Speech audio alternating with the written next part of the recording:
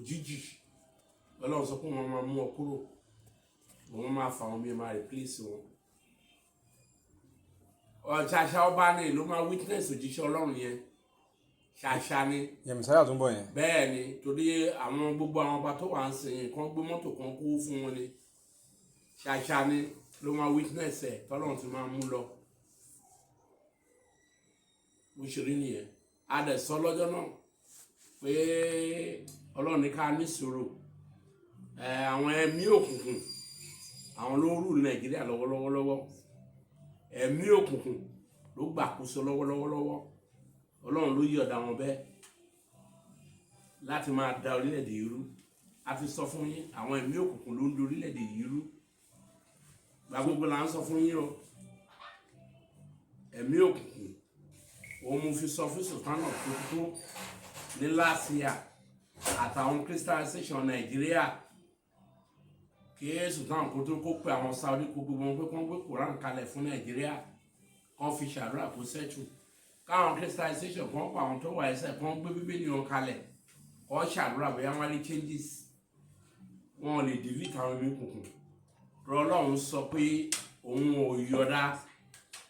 ó láwọn tó ń yọ̀dá ilé ayé fún òun ò yọ̀dá ilé ayé fún mùsùlùmí òun ò yọ̀dá ilé fún ìgbàgbọ́ ọ̀run lòun yọ̀dá fún wọn so wọ́n lè mẹ́ni tó lágbára jù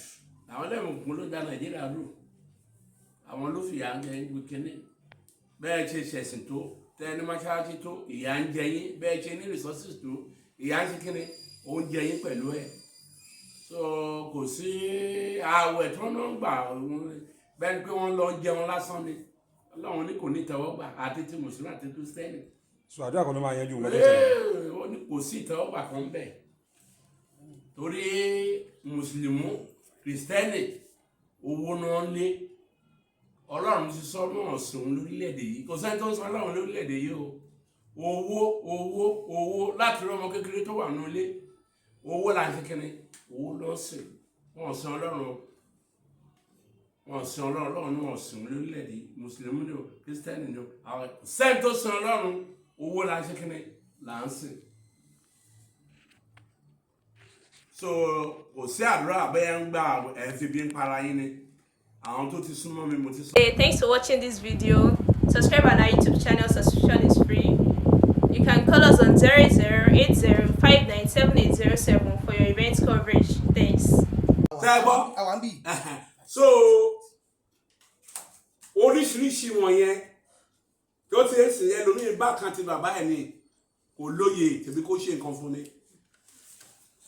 tó ti so